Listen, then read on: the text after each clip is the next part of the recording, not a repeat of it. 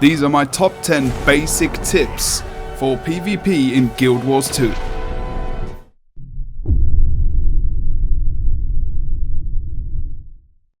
The first thing you do when you go into PvP is to create a build. This is a very important part of the whole process of this mode. You need to really make sure that you know every single part of your build. What each of your weapon skills do, what each of your utilities do, what each of your F1 skills, if you're an engineer as an example here, like my tool belt skills for example. How does this build work? How does it synergize together? How do the traits work? Am I just picking traits for the sake of them? Know every single bit of your build. This goes for the minor traits there and also the major traits as well. Make sure you know everything. Are you running an elite specialization where you can run potentially a different weapon set that you're used to? Have you explored fully the new specializations and the builds that you can create with those? How limited are you in terms of your own ability with different weapons and with different traits and as well? Are you good at surviving? Are you good at damage? Are you good at supporting? What is your role as a player? You need to find this out, and you're the only one that can answer that question. There are builds out there that you can check out on places like metabattle.com. You can also check Into the Mist, you can also check Reddit, and I will put all those links in the description below for you so you can find out what your role is and what your build is, as well as potentially some guides that can help you out.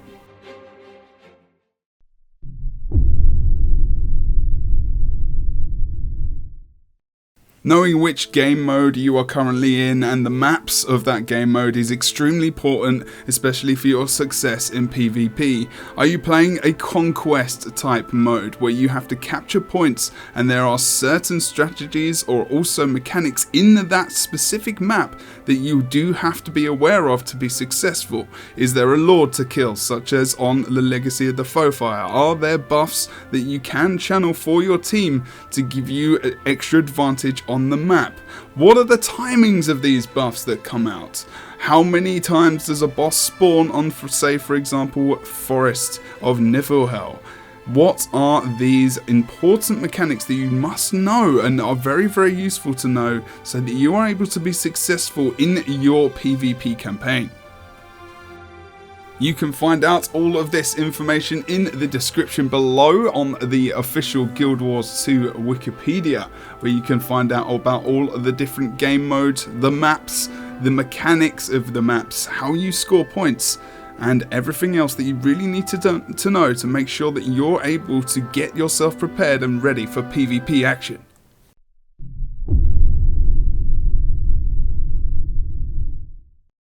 Know the meta? What is the meta? The meta is the best at the moment. What is being played normally by everyone in probably most really the top tier of the game in Guild Wars 2 specifically, which is what we're talking about in this video.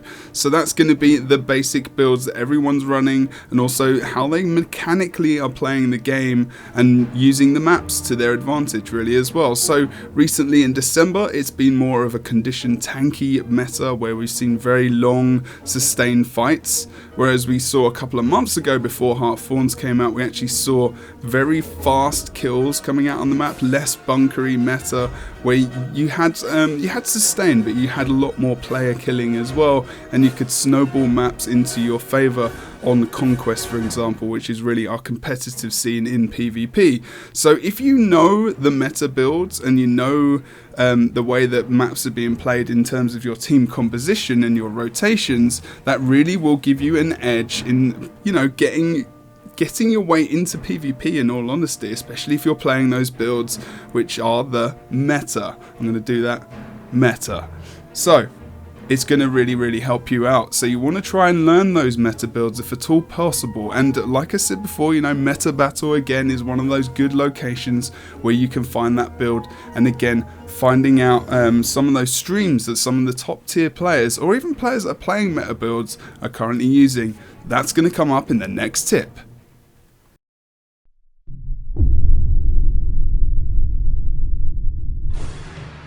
In the last tip we spoke about the meta, and one of the best ways to learn the meta and probably actually learning how to play the game, how to play your class, as well as rotating around the map, getting hints and tips as well, is by watching these guys play. And I don't mean just in the Guild Wars 2 Pro League, which is streamed on twitch.tv/Guild Wars 2 every Monday currently, but I do mean on Twitch itself, while the guys are actually playing live. So in the description below I've included some players and different streams. Some of the footage here you'll be seeing as well from such players as Helseth, Fantaram as well from the Abjured, Rom from Orange Logo, Nos from, of course, the Abjured as well, and some other guys you see here. But basically you want to check out these streams and see how they play, check out their rotations in terms of their abilities, how they're moving around the map, this kind of thing, like watching streams, watching YouTube videos as well. I'll include some YouTube videos down in the description below as well, where you can have some top guides from top players, not just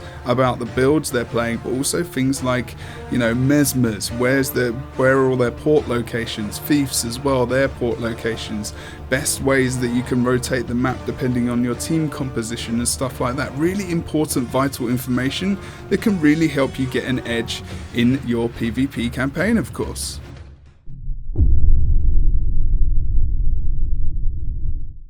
Now we are in battle and we are going to be arming ourselves with weapons in game and everything else, but what else do we need? We need a mouse and we need a keyboard, and we also need some keybinds. But what do we do if we haven't keybound before? Now there's kind of an obvious evolution almost to a degree when you start playing these kind of games, I suppose, as well. You might have started off as a clicker and you're literally clicking your abilities with your mouse, and you're moving maybe with W, A, S and D, or at least you're strafing to a degree as well.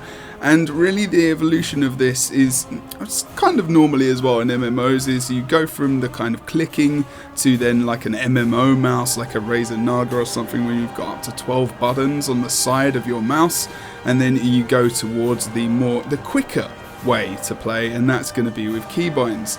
Now I am personally kind of guilty of almost using my MMO mouse as well personally, but really you have to make sure that you are comfortable with the way you are going to use your keyboard and your mouse, because at the end of the day, if you're not comfortable with keybinds, then you need to make something that you're more comfortable with. If you are literally doing it to have fun and you prefer to click, then by all means do that, but you must expect that you will be a lot slower than your opponent potentially, and I would therefore advise you to probably try out keybinds as much as possible, even just practicing in unranked games against a golem, against your friends in the personal arena as well, because this will really help your gameplay in the future.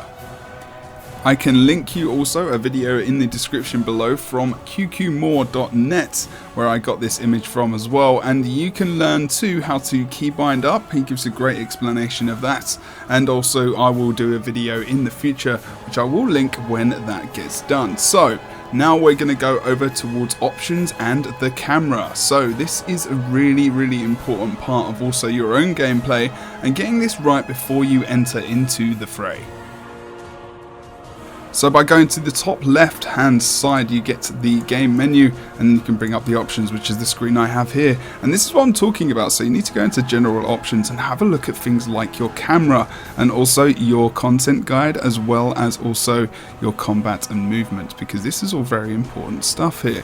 So simple part of UI is very useful, but you know, the show skill recharge, a very useful thing to have ticked indeed, so you don't just see this clock kind of turning around. You know the actual amount of time you have until your abilities come off cooldown, and also, you know, that's just very good to have. Showing all enemy names, for example, being something else which is very useful, so you can see the player names in the distance, and you can see positions if you can obviously have them in your line of sight and whatnot.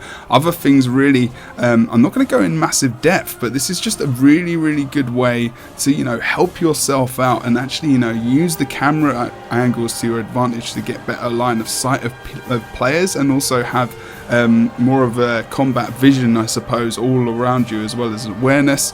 Things like combat movement and ground targeting, like checking which of these options is the best for you. Is it fast with a range indicator like so? Is it slower, like going for normal, so you have to target it and then you have to press the button again so that you have to do it, which is very slow? Or is it just instant? again, you know, something else. So if we go for the throw elixir, it's just instant and we don't see the actual indicator there at all.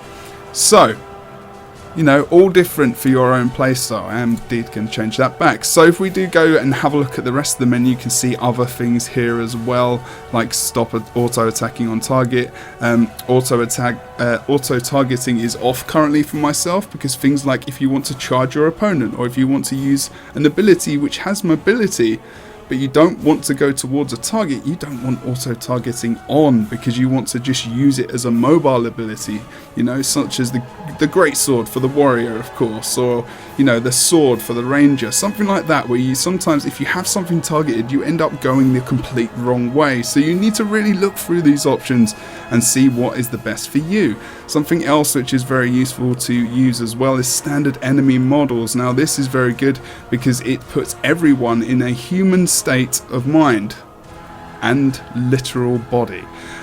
Because if you say, for example, you're going against someone on the opposite team who is an Asura, it's very difficult to see the animations, so you want to be able to see those animations in larger form, so everyone is put into a human body for that purpose, and that's what standard enemy models are. You can see that on your screen at the moment as well. There are many other options here. Really, camera rotation speed, you want this set as high as possible. As you can see now at the moment, if I want to look around me, this is a really slow movement, so things like rotation speed being to the maximum, I can move my camera around as well as rotating around quite quickly myself.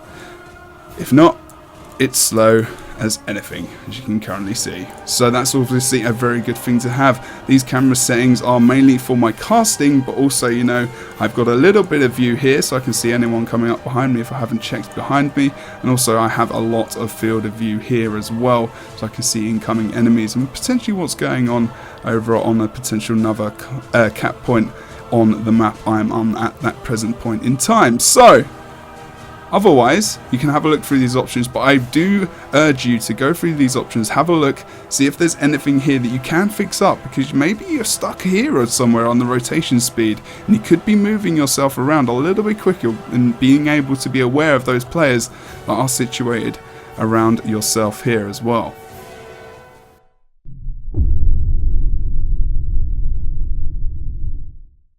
Communication is very key in Guild Wars 2 PvP, as well as any PvP game out there as well. So if you are queuing in PvP with friends, or if you are scrimming, or if you are playing some kind of mode where you can actually benefit from communication, then make sure you are doing it, because TeamSpeak, Skype, and these other services are readily available for you to do that. Someone normally has a server, or at least Skype, so that you can call each other and communicate across your game in PvP in Guild Wars 2.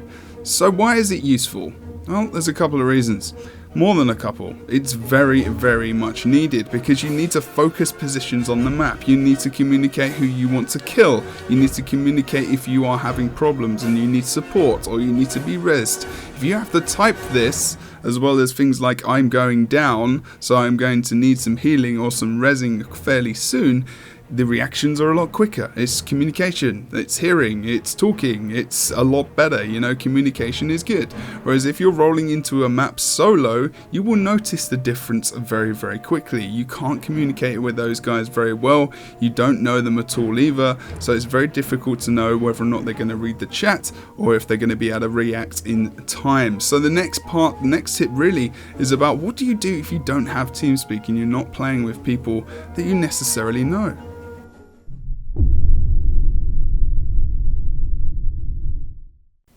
Use the chat I say, because it's damn useful.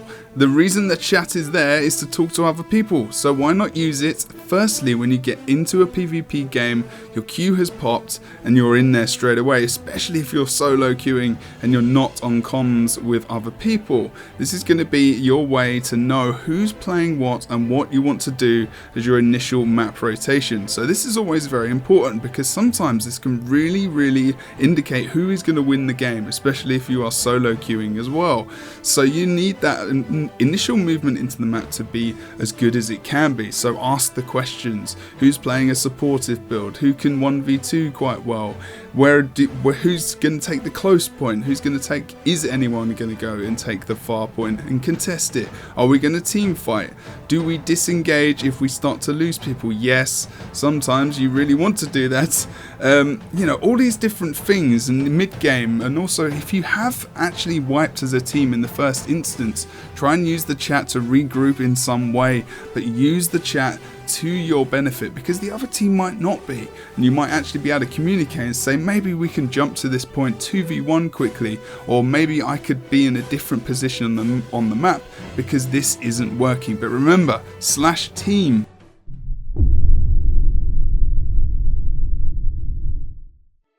Similar to chat, you have a map. Use your map. And that's a very important thing to do because of a couple of things. You can see your opponents on the map if they have been spotted, not just by yourself, but by someone else on the map. They will come up and their icon will come up on the map as well. That class icon is very good to indicate where they are positioned at the present time. Of course, that can mean that you can see your teammates and you can see the enemy and you can see whether or not you're going to walk into an absolute storm pile of horribleness. That means you can rotate elsewhere around the map. If you can see there are 5 members of the opposite team in one location, you can easily out-rotate and you can move to another cap and you can get the decap. And hopefully for your team, they've been able to disengage to a degree that you can actually survive the fight and get yourself some nice pointage. But what are the other reasons? Knowing where the players are on the opposite team on the map at that time as well is very good to try and counter their movements, to also realise that you're not going to get decapped yourself. Say if there's an engineer who has a sneak gyro, if there's a thief that's stealthing, a Mesmer that's stealthing, or anyone else that's got some kind of stealth, you'll be able to make sure that if they are missing on the map, that potentially you might want to actually stay back and keep your close point. And obviously communication through the map is entirely possible. You can draw on the map if you hold shift and you left click. Through doing so, you can communicate with your teammates, as you can currently see on the screen. You can shift and click the button once, your left mouse button once, to highlight an area, which is a red kind of flashing mark. You can draw lines to indicate movement around the map for yourself. You can write numbers, I guess. You could also, you know, say 2 here, or 1v2, or also, you know, right where you want people to go right at the beginning of the actual map as well. So I've learned that the map is also very good at communication, as well as showing your position and the enemy position on the map. So this is a good start as well for your first, or maybe, you know, to continue to carry on and own face in PvP.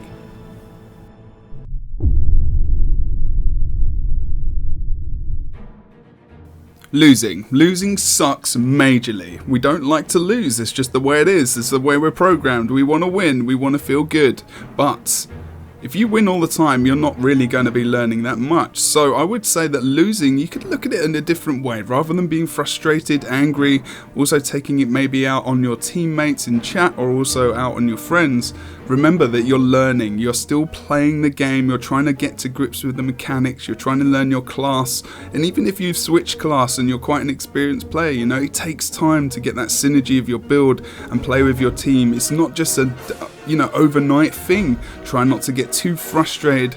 Keep focusing on the fact that you're always learning. Every single game, whether or not you win or you lose, you are inevitably learning something in terms of your own progress. So I would urge you, try not to get frustrated. Instead, think of it as a learning experience. And the more consistency you have in terms of playing the game, you can only improve. And that really, really can go a long way into your success in PvP in Guild Wars 2.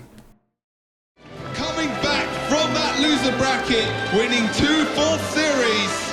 These boys deserve it.